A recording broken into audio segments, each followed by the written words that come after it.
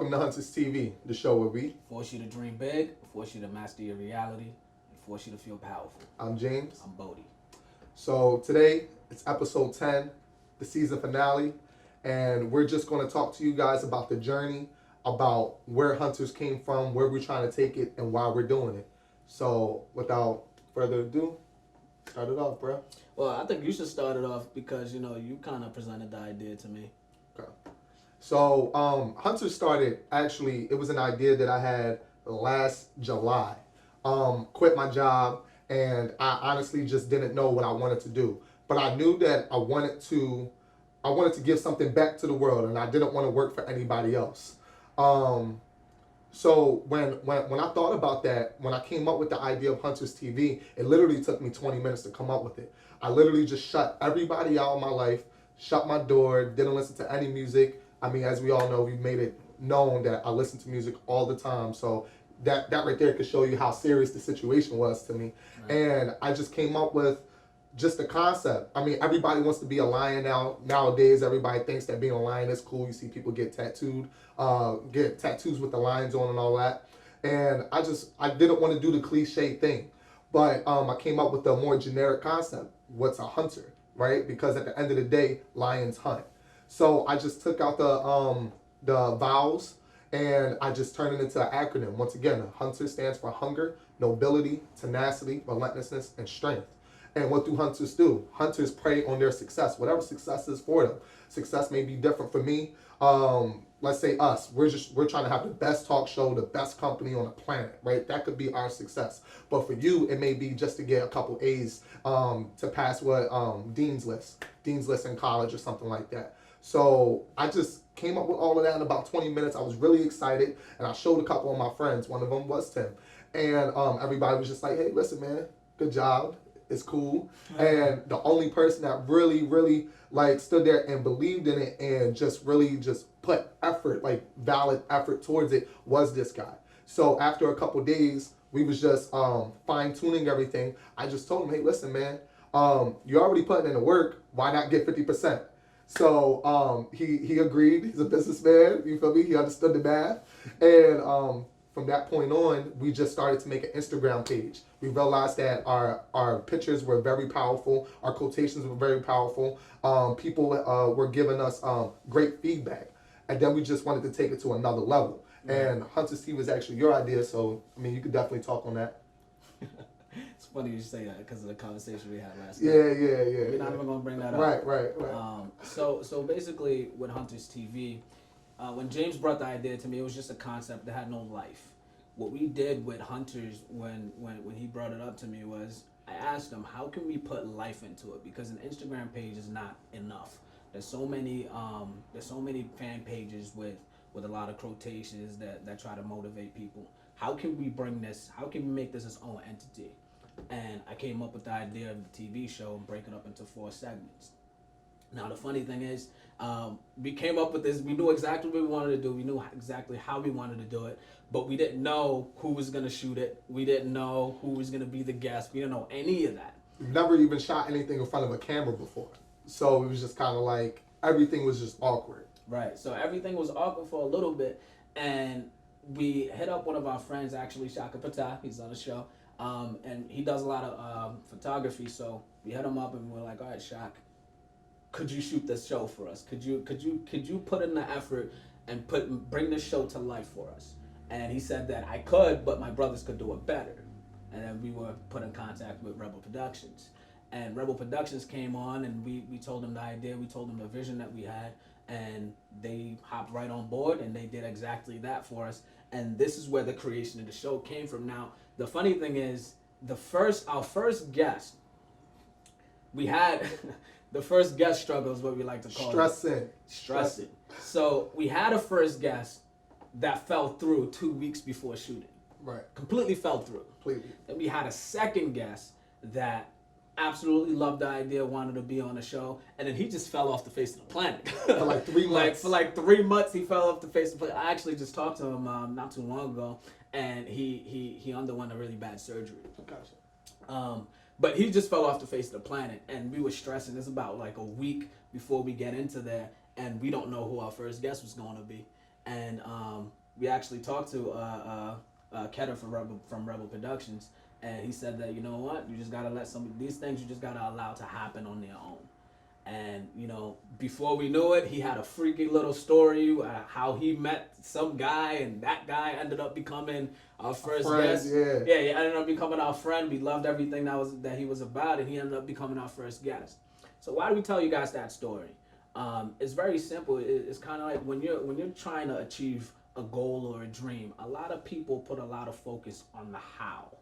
Don't put so much focus on the how, because those things are not always going to be right in front of you. Sometimes you have to make the decision to actually want to go out there and chase it, and then the how just unfolds. Mm-hmm. We had no idea that Coach Brandon was going to be our first guest. No idea. We had no idea who any of our guests were going to be throughout the season. It just kept happening for us. So a lot of people are stopped in their tracks when they're chasing their goals and their dreams, because you don't know how you're going to get the money. You don't know how you're going to get, in our case, a guest. You don't know how you're going to get a production crew. You don't know how you're going to get any of that, and you let that hold you back. James said something real powerful yesterday. He said that don't focus on the how you're going to get it done. Focus on the why you want to get it done, and the how will just happen for you. Right. So that was kind of like that was the reason. That was the whole creation of the show. Now, why we actually thought about doing the show was we went on a long kind of struggle trying to find our purpose and trying to find what we could bring to the world. You know, what our purpose was for the world. And what we came up with was we love to talk. We love to talk. Obviously. Love to talk. So what better way to talk than in front of a camera? Your own talk show. You know what I mean? Your own talk show. Now, the reason why we based our talk show off the three concepts: forcing you to dream big, forcing you to master your reality, and forcing you to feel powerful, is because we had lots and lots and lots of conversations with a lot of people that just did not dream big. They did not allow themselves to dream fearlessly because they were afraid of what others thought about their dreams. So they would just keep their dreams in closets and just let them be that, just dreams. Right, kind of like you can't do this, you can't do that. Oh, listen, be more realistic. Or just thinking about the how. Because they're thinking about the how, not the why. Exactly. So had a lot of conversations with people like that. Had a lot of conversations with people that literally believed that they had no control over anything that happened to them in their lives. And we know that to be very false. Mm-hmm. You know, so we wanted to make that the second point, because we wanted the world to realize that you are more than capable, and you do have absolute control over your life and the things that happen to you. And if you don't have control over specific situations, you always have control in your reactions to those situations. How you feel about them. Exactly. How you feel about those specific situations. Exactly. And you know, our third concept, making people feel powerful.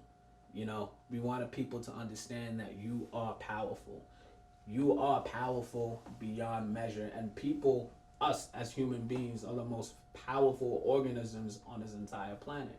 Now, most of the times, we forget that because you allow life to beat you up. You go through your hardships, your trials, your tribulations, and life wears you out sometimes. But we wanted to reinforce that and show people that you can be powerful. And what better way to show people how to go out and chase their dreams than to do it ourselves? You know, so that's why we put on the show. That's why we wanted to bring this thing to you guys, because we wanted to express some of our thoughts, have you guys understand some of our thoughts, and hopefully inspire you through the things that we say. Yeah, we're not here to be teachers. We're not here to necessarily mentor. We're just here just telling our stories and just telling you guys how we perceive life. So that way our perception of life could hopefully become your perception of life, because that's how you actually attain massive success, overall happiness, and just whatever form of life that you're encountering, you're in right now. So now, just to sneak a little thing in there, just so you guys know, myself and James, we read a lot of books, we watch a lot of footage, we listen to a lot of audios from people that we want to be like, from people with success stories that we want, and we follow the things that they say. I mean, there's some things that they say that we might not agree with. There are others that we wholeheartedly agree with. But you realize when you read these things so much, and when you watch so much footage, and when you listen to so much audio, you realize the most successful people in the world are all saying the same things. There's a pattern that starts to form. And you realize that person A said this, person B said this, person C said that, and they're all exactly where I want to be in my life. I got an example for that as well. One book I read, great book. I think everybody should read it. 48 Laws of Power. Guess how many people read that book? Well, different types of people, but they all have one thing in common: massive success. Rick Ross, Jay-Z, Diddy, Drake. Then you got people like Bill Gates, Warren Buffett, Robert Kiyosaki. All those people, 50 Cent. You have people, all of these different types of people from different types of backgrounds, different businesses.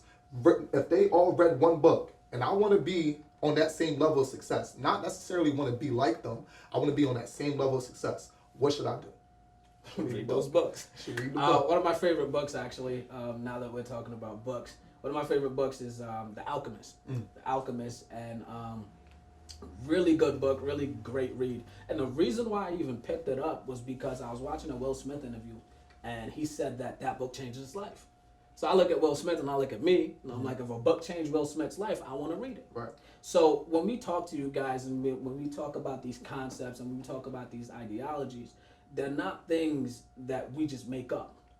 That it's information that's been validated by others in positions that we want to be in, and we're simply sharing them with you guys. All right. And then with that being said, where's Hunters going, James? Hunters is going to be monumental. We're going to be creating a website. We're also going to be creating a business plan. Well, it's already created. It's called Hunters Passions to Profits, and it's turning whatever passion you have into a profitable business, regardless of where. Like, let's say some people want to have $1 million with their business. Some people just want to make a part-time income so that way they can work less hours. So we have something that literally took 7 years to make, and now we're implementing it, and we're going to put it into our website.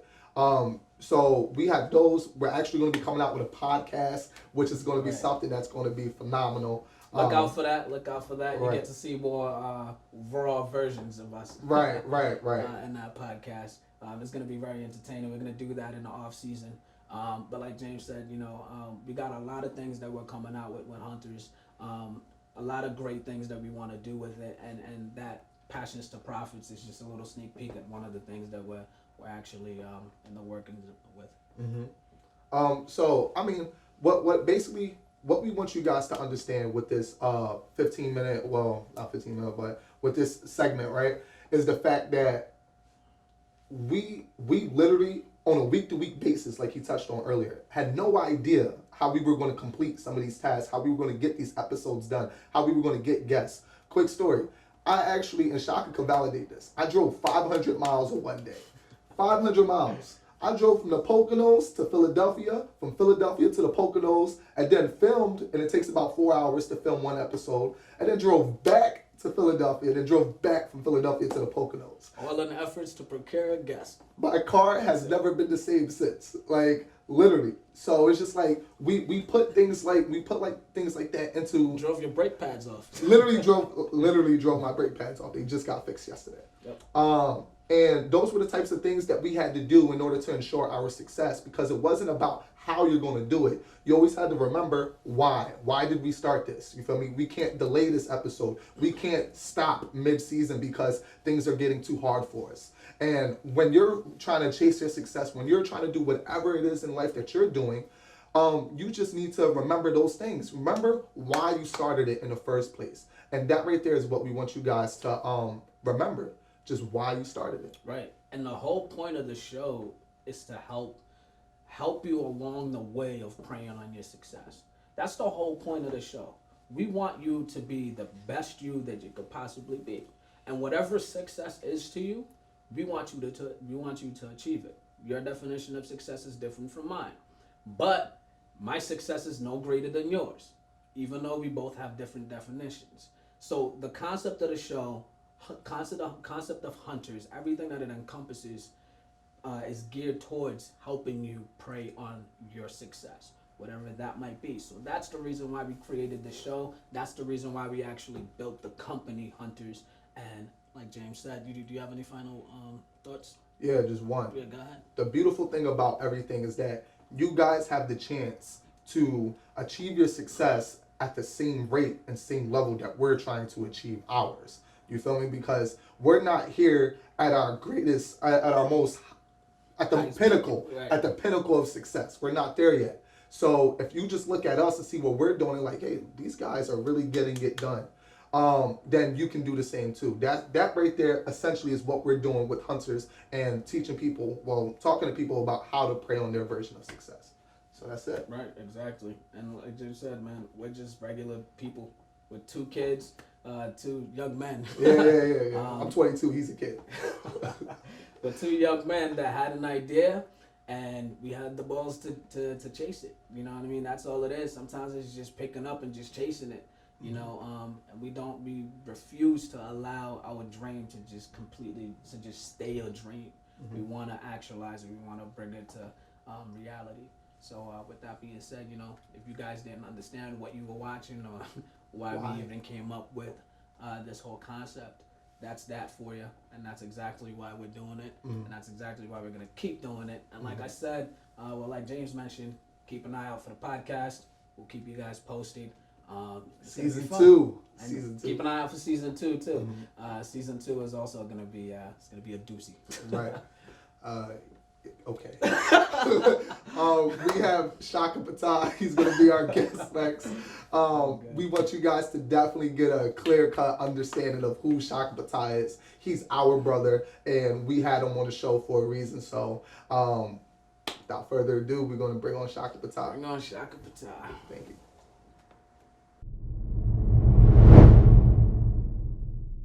Welcome back to Hunters TV. We have a Hunter of the Week, Shaka Patah.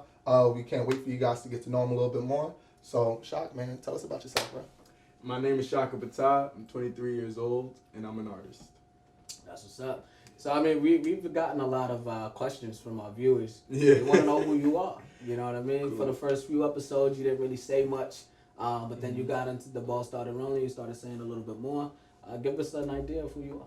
So as far as the show goes, when I came on, I was supposed to be more so the audience and the questions that they're gonna ask. Right. Yeah, that was the vision. That was the initial vision. But you guys, honestly, I spoke so clearly that there wasn't a lot of opportunity for me to ask like so many questions. Like, Don't okay, gotta gas this, bro. No, it was like really self-explanatory. I think that as the season went on, my role became more of a person that just gave different insights. We're all 3 of us are very intellectual. We have really bright ideas and different views on a lot of things. So you guys gave me the leeway to really shed some insight in my own natural way, and I appreciated that. Because a lot of people, they thought in the beginning you was just a guy that just spit fire. You feel me? Like what has he in segment 1? Right. Nah, I get you. It was definitely, it was great. It was refreshing because we know who you are. Yeah. That's why we put you on the show. Yeah. And the audience wasn't able to get that feel for what goes through your mind, how smart you are, and just how articulate you are with your words. Yeah. And that right there was a very big and powerful thing for us. Yeah, that's me, I guess, for the show. Me outside of the show, like I said, I'm just an artist. I express myself in a lot of different ways. The way that the show portrays it and presents it, it's in the spoken word aspect. I also just do regular rap, and I just do music. It's funny because we're gonna talk about the jean jacket later, but despite popular belief, I'm into fashion. That's something that's really important to me. I have my own unique style and photography. I mean, I could go on and on. I feel like people in general are just artists. You know, the person that cooks, the person that cleans, the person that does your computer technology, whatever it is, it's all art. So I think that as an individual, I just like to express myself, and I think all of it's my art. It's funny that you said that because I remember when I was a little kid, my dad used to always have me clean his room, and I would clean his room and put like all his like deodorants, like whatever he had on the dresser. I would make sure it would be in size order, right? So whatever it was, regardless of what it was, smallest to biggest, and that, I guess, was my form of art. Exactly. That was you looking at your reality and finding a way to make it artistic because you're just an artist in general. Right. and I So feel the same way. where did your where did your artistic nature come from? It's weird. Like when I was in high school, I played sports. That was like the big thing for me, and I think that Were you good? you know, I was pretty good. Yeah, I would say. I But That answer a little shaky. listen, man. I think that what happened was I got injured in my senior year. I was really good. I would say that I was really good. But I think that my heart wasn't in it. That's the reason why it's like a shaky answer. Was I athletic? Yeah, I was really athletic. With my heart in it, not so much. But as that ended, I think I wanted to express myself. Sometimes you go through, you know, scenarios, situations that you just feel like you want to express something. And I've always been really good with words. I've always been very articulate. And it moved to music. That was my first thing. It was my first love. It was like, oh, I could rap. We used to be on the bus back home. We used to do, it was called like a 2-bar tangent. And what we used to do, you just make fun of each other and we just rap. I think that's when I first realized, like, oh, you know, you're pretty good with these words. You Kind know of like what I mean? Looking Boy. You remember that Yeah, song, Looking Boy? exactly. Exactly. So that's where it started. But then I think as I grew up and became more mature, it's like, you know, you could really say some of the things that you think up here that you don't always get a chance to express outwardly. So that's where the music came from. And I think as that went forward and I felt really talented in the music, I was like, well, you know, you can't just be a musician. Like you feel so many ways about everything. It's like, nah, I care about fashion. I care about art. I care about photography. I care about cooking. I care about all these things. So let me express myself in every aspect that I can. And that's where the artist in general came from. Do you feel like, not to cut you off, do you feel like music is your favorite art? I think that it was the first one, so it's like, yes. Okay. But whenever I get tired of music, because that happens way quicker than any of the other art forms, because I've been doing it so long, that's when I go and use my creativity in other aspects, just to give a break and just to be able to keep flexing that creative muscle. So yeah, I do think that music my favorite one though. So people don't know, or probably very few people know, excuse me, that you do photography. Yes. Right? And you do great photography. I appreciate You've done that. great photography for us both on our personal Yeah. Instagrams. And That's the OD plug, by the way. yes. So their personal Instagrams. You feel me? Look at them. But where did that come from? Again, I think that, to be honest with you, listen, I felt like I was good enough to be in the mainstream level of hip hop maybe 3 years ago. I felt like my music was good enough. And then I started looking at, okay, well, your music might be good enough, but you don't have the photography to go with it. You don't have the music videos to go with it. You don't have those type of things. Me being the way I am, I was like, bruh, I'm gonna make my own photography. I'm gonna make my own stuff. It went to photography, got the camera, worked on that, learned Photoshop, and then just got good at that. And then it just became a part of the repertoire. Side story. This man, to put what he just said into perspective, he made his own studio in his basement. Like, I don't even know if they have YouTube videos for that. But like, he literally has his own studio, professional mic, soundproof, all of that in his basement that he realized, hey, listen, it's hard for me to get studio time. I want to become a rapper. I want to put my spoken words on CDs or whatever, MP3, SoundClouds. And he took it to himself. It was like, yo, my success falls on me. It wasn't about the how, it was about his why. And I appreciate that, because I think that if I had to look back at my legacy, like so far and what I've been accomplishing, it's the underrated part of it, but it is, to me, the biggest part of it. When I started, I remember it was freshman year of college. My dad said to me, listen, you can have $200. That $200 can either go to new clothes for college, or you could buy yourself a nice little mic so you can record this project you keep talking about. And I think it was at that moment that I became a serious artist, because I said to myself, listen, man, they ain't gonna know what clothes I had last year anyways. Freshman in school. Let me get this mic. And I think that was the birth of Flight Plan, which was my first project. But from there, it moved from, okay, well, the quality is terrible, so now I gotta learn how to engineer. I learned how to do that. And that taught me how to be You can't just mention Flight Plan and like, well, you know what, that's the thing. Like, I've done a lot. A lot of of people like, what is Flight Plan? Flight Plan was my debut project, and in a lot of people's eyes, it was just the best project that I've created thus far. And I think it was that way because, again, it was so much blood, sweat, and tears in that. That was like 6 o'clock in the morning, every morning, perfecting everything for like a year. And I think that was definitely the most work I had put into a project.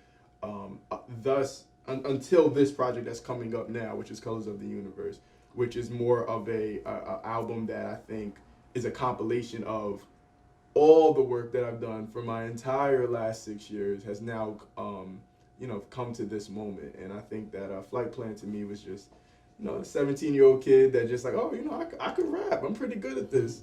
And it was natural. And I think that's why everybody loves that project. Yeah. So Colors of the Universe, that's March 4th, right? That's March 4th. So tell us about the title. What does that title mean? So Colors of the Universe, I was in a car one day, and I've been going through a lot of things, and I felt like, sometimes you want your life to be different. Sometimes you want the world to be different. You want to see something different. Sometimes your world could be so small that you look out and say, all right, there's got to be more. This is a big world. It can't be this small box that I'm living in. And the thought that came to me was, I wish that I could see more colors. I wish that there was more colors than just red, orange, yellow, green, blue, whatever the case may be. And I was like, you know what, one day, and it's going to sound a little weird, but, I'm a little weird, but I was like, one day I'm going to see colors that we've never seen in this world, and that's really what I wanted. And the metaphor behind it is life is a blank canvas, and that's something that we talk about on the show a lot. It really is a blank canvas that you get to paint. You paint it with your thoughts, you paint it with your decisions, you paint it with everything you do in your life every day, forever. And the point of Colors of the Universe is to inspire people to create what they want, to dream bigger, as y'all say on the show, to dream bigger and just paint what you want and leave everything else, just let it go. And I think that's the overall message in Colors of the Universe. And I say it in the project, when it's all said and done, all you're gonna have is your painting. When you leave this world, when you pass away, you're gonna look back at what you painted here. And a lot of times people find they didn't paint that much and they didn't create nearly as much as they would have wanted to. And then, you want to come back and you want to try it again, because it's like our world sometimes are so small because of the circumstances we live in. I think Colors of the Universe is just telling people, don't worry about all the circumstances. Just go and paint your picture what you would want it to be. Don't worry about anybody else and what they may think and feel. So. It's one of the biggest things I've learned, that we all go through the same thing. Yep. Right? We all necessarily go through the same thing, whether it's me living in a neighborhood in Philadelphia and I'm living in my hood, right? Yeah. And I'm going through my hardships, my struggles, and it's just like, my life is a 16-block radius. Yeah. And if I get out of that, it's just something totally new, but I never get out of it. Exactly. And then you see somebody from the suburbs, small town, that's about 5 miles wide, right? And they're like, listen, there's nothing here. Yeah. I can't get out of that. And then what happens in both scenarios, right? You would actually rather live in the suburbs than in the hood, but in both scenarios, it's kind of like, we're going through the same struggle. How much bigger is life? Yeah. Right? We don't think about Dubai. We don't think about Rome. We don't think about Paris. Those countries that just sound so grand that it's just like, so far away. Yeah, I feel like that's just it's part of the human condition. You know what I mean? It's just we're all connected. We all go through the same emotions. We all go through the same struggles. We all go through the same everything. The human experience is the same for all of us. You know what I mean? We just like to I like the saying that I have this saying that I say is we're all the same people. We just wear a mask of individuality. You know what I mean? I feel like that's what the human condition is. So I completely agree with what you're saying. I mean, I completely agree with all of that. I think that it's interesting. I mean, I listen. This is an interview, and there's but so much you could really get from me from an interview. That's why I do say, go listen to the project, because you would get a lot more of me and who I am out of that. But one thing I really do believe is that, people are really, really, really the same. If you really break down any like amount of people, white people, black people, Spanish people, all people, we all have the same dispositions. We all feel insecurities. We all have fears. We all make decisions based off of those things. We make decisions based off of love. We break down to the same thing, and I think that the one of the issues is that we just don't know how to break through those things. We don't know how to break through those things and just love each other I think when we look out, we can only see the differences between us. Like you dress one way, you dress one way, I dress one way, and that's what's in your mind's eye. So it's like, oh, we're all different, you know. It's like, no, we all have the same problems, and I think that just goes to the point that you said, which is just the kid in the suburbs feel like his world is small, and the kid in the hood feels like his world is small, and the truth is, all of our worlds are just really small, and I think that's a big thing to think about when you're looking at somebody. When you go out in the world, you're not that different from the next person you're looking at. Remember that. That's solid. So besides Colors, is there any other projects that you're coming out with? Anything that you want the audience to keep an eye on? You could go to my website, shakapatah.com. Nice little plug. I didn't ask me about my jacket, so you definitely got to talk about that. I know there's some viewers out there like, yo, why you always wearing that jacket? We're going to get to that. But I like to keep things very secretive and very low key. Right now you got Colors of the Universe. That's the only thing I want people to know about, and it's the only thing I want people to really work on. Rather expect and look for. I know I've done a lot of things on the show, and if you really want to get to know me as an artist, not just the words that I'm saying here, the project is a complete rendition of who you get when you're around Shaka Patah. So. Yeah, as far as well as your YouTube too. Yes, a lot of YouTube, videos. I got some nice videos. That I worked very hard on. Yeah, got some nice little cool effects. To say the least. So, I have a question. What is your greatest inspiration, motivation? At this point, I guess I would say my dad. I had an experience where I lost my dad a couple months ago, and he would be, I guess, my great inspiration. He lived life in a way that I think was honorable. He stood for a lot of things. He had an integrity that we don't necessarily see in our generation, in our time, that I could respect and value. I think that my greatest inspiration is just to be the best me I could be. Every day we're learning. I have my faults, I have my flaws like the next person does. I think that all I really wanted to do when I came to Earth was just become the best Shaka I could be. Because what else is there really to do in this life except better yourself? And I think right now I'm proud of how far I've come. Proud of the painting. Right. I'm proud of the painting. It's funny. I'm becoming proud of the painting. I think that it took me a long time to realize I was even painting. Right. Sometimes you're living life and you're just doing whatever. You don't even know you're painting because you don't know what you're in. I think that as I got older, I realized, I am becoming proud of the painting. I don't necessarily rap about the things that most rappers rap about. I don't talk like most people talk, and because of those things, it's like, okay, I'm just now becoming confident enough to paint what I would want to paint, regardless of what anyone else thinks of my painting. And so to sit now, I'm becoming proud of the painting now. Yep. So what is your message? In the project, in life, or in music? Man, love. I think that's where it all started. It was just love, and as you get older, it becomes a little more complicated. But I think it always goes back down to that. You just got to love yourself. You got to love others. You got to understand, That's why I said what I said earlier about we're all so similar.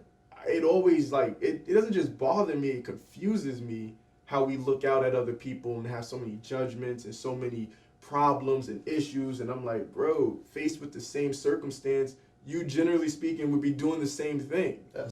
And I don't want to get too deep on the show, but I'm a deep guy and it's my time, so I'm gonna do what I do.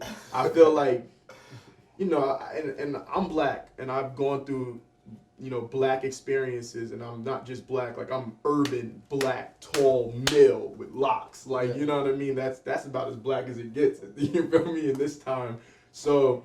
My name is Shaka, come on, dog. All I'm saying is, you feel me? And my name is Bodie, so Bodie understand. You get it. But when I look at black people, they look at white people and they say all these things and they do all these things. And I understand completely because I've been faced with a lot of those situations. But then I'm like, bro, to be honest with you, you a follower, dog. You a follower. So that would lead me to believe if you were white, you be a follower like white people will be followers. And when white people are following are a narrative and understanding that has been placed to them for so long, I'm sure they do think they're better than black people because everything in their reality and their consciousness that they perceive is constantly telling them that they're better than black people. So is it like, am I giving them a pass? No, I'm not giving them a pass. But am I feeling like you're any different? You follow the same type of narrative that you see on television. Everybody just following the narrative that has been given to them. That's one of the reasons why I love this show. Because you guys are not following the narrative that has been given to you. You're supposed to either be, you from Philly, dog. You ain't supposed to be here. You feel me? This supposed to just be the Bodie and Shaka show. You know what I'm saying? But and you're supposed to be some college student. You know what I mean? It's like, no. He was actually born in Ghana, lived in You're Ghana. supposed to be, you're supposed to have, listen, I'm not trying to, you're supposed to have AIDS or something like that. You know what I'm saying? He's wrong. Okay. Is that listen, man. I get the Listen, point, man. though. They gonna Kanye me. By the time I make it, they gonna Kanye me. I'm just saying, the point of the matter is living by the stereotypes that have been given. James, you took it too far, y'all. Listen, living by the stereotypes and the narratives, y'all not supposed to be this.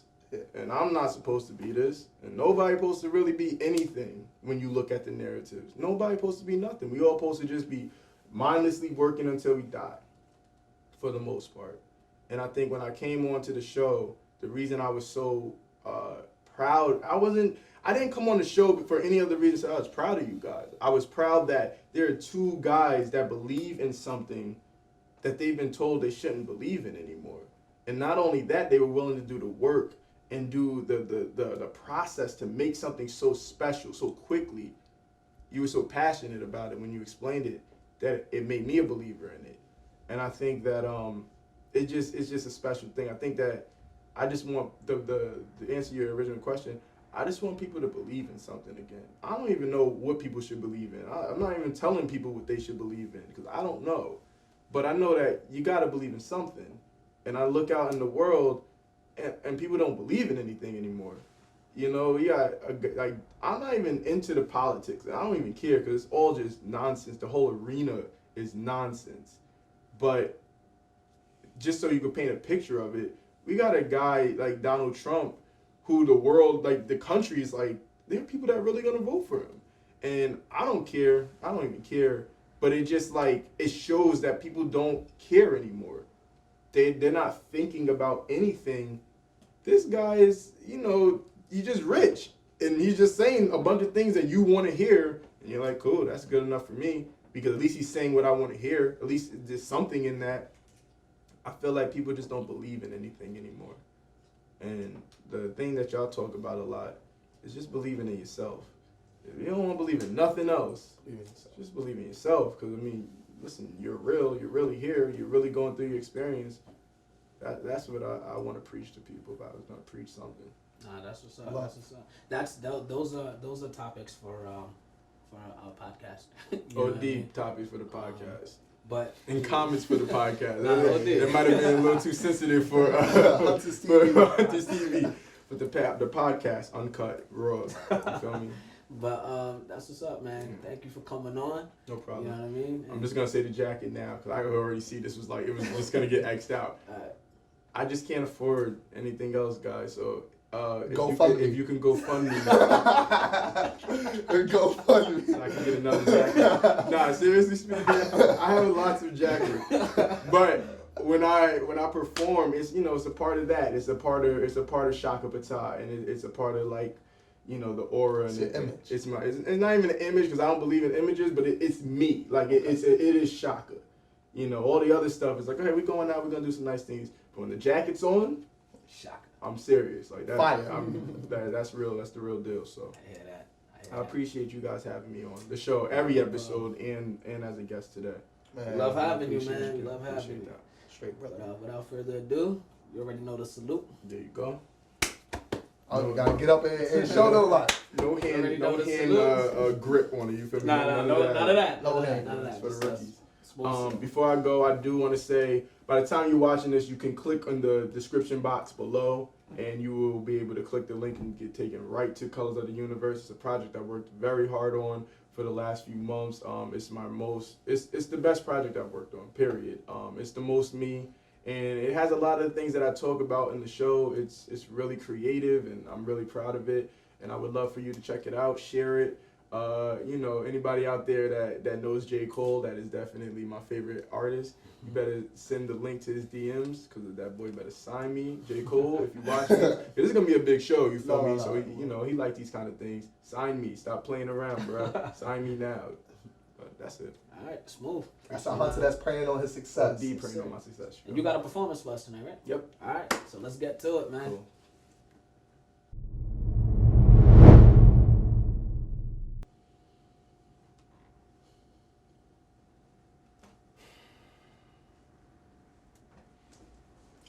This is aggravation, fascination, fused inside imagination. Someone paint the world a different color cause the black is faded. Out the paints in variation, salutation, gravitation. Say goodbye to yesterday, we made it somewhere out the matrix. Look up at the sky and find the constellations captivating. Universal validation, spare me your congratulations. Let's just go our separate ways. Segregation, congregation, modern slavery. I've been lazy, chasing green, not chasing dreams by any means. I'm out the matrix. Gradually you'll find some love, gradually you'll find the love, gradually you'll find the love, but only after graduating past the hatred. You don't have the answers to the questions I've been contemplating life.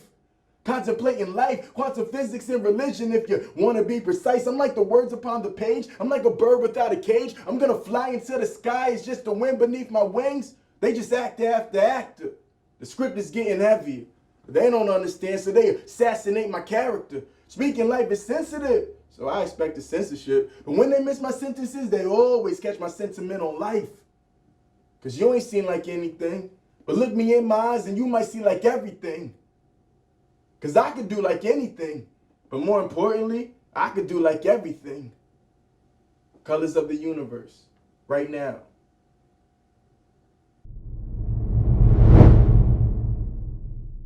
Thank you guys for watching the last episode of season 1.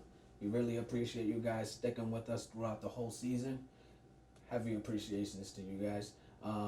Once again, watch out for the podcast that we're coming out with. That's going to be like a little off-season treat for you guys. It's going to be fiery debates, fiery conversation. You get to see us in our roarous form. It'll be a nice little treat for you guys. Anything else you want to say? Yeah, thank you to Shaka. Thank you to all our guests. Thank you to Rebel Productions. It's been fun. It's been hard, but it's been fun.